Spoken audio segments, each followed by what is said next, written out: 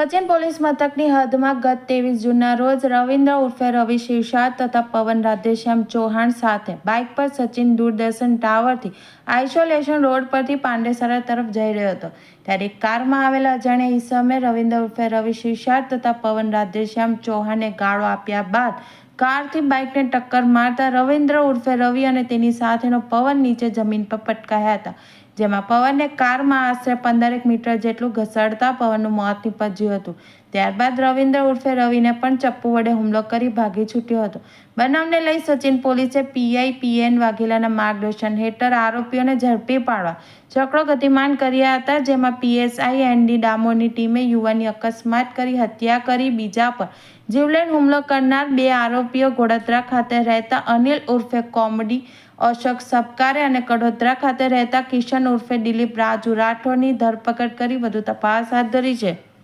અને જે ભોગ બનનાર પવન ચૌહાણ એને ગંભીર ઇજાઓ થતાં એનું ડેથ થાય છે. ગુનો દાખલ થયા પછી ગુનાની તપાસ દરમિયાન આ જે ગુનામાં વાહન વપરાયેલું છે એ અને અમુક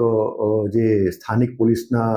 કર્મચારીઓને અને અધિકારીઓને એક સ્પેસિફિક અમુક બાતમી મળે છે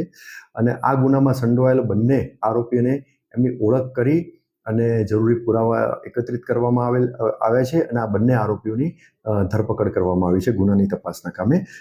સદર ગુનાની તપાસના કામે આ 2 અજાણ્યા ઈસમો જે હતા અને જેમને આઈડેન્ટિફાઈ કરીને ધરપકડ કરવામાં આવેલી છે એ પૈકી 2 આરોપીમાંથી એક આરોપીનું નામ અનિલ ઉર્ફે કોમડી અશોક સપકાળે અને બીજા આરોપીનું નામ છે કિશન ઉર્ફે દિલીપ રાજુભાઈ રાઠોડ. આ બંને આરોપીના વિરુદ્ધમાં અગાઉ ઘણા બધા ગુના દાખલ થયેલા છે. એમાં સચિન પોલીસ સ્ટેશન વિસ્તારમાં પણ ગુના દાખલ થયેલા છે. આ બંને આરોપીને એવું હતું કે આ જે અગાઉ જે ગુના દાખલ થયેલા છે શરીર સંબંધી ગુના અને જે લોકો સાથે એમને માથાકૂટ થયેલી હતી એ લોકોના માણસો આમને મારવા માટે જઈ રહ્યા હતા એવી શંકા એમને હતી. જે શંકાના આધારે આ રીતના એમણે મેં જણાવ્યું એમ મોટરસાઇકલને ટક્કર મારી અને એકને ગંભીર ઇજા કરેલી છે અને બીજાનું મર્ડર કરેલું છે.